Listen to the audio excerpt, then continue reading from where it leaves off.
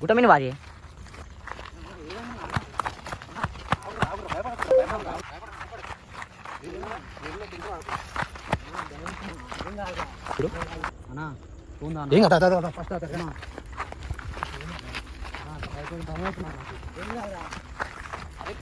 Hi guys, ముందుగా అందరికీ అక్కడ మాట్లాడితే అది వెళ్ళిపోతుంది అనేసి ఇక్కడ వాయిస్ ఇవ్వడం జరుగుతుంది.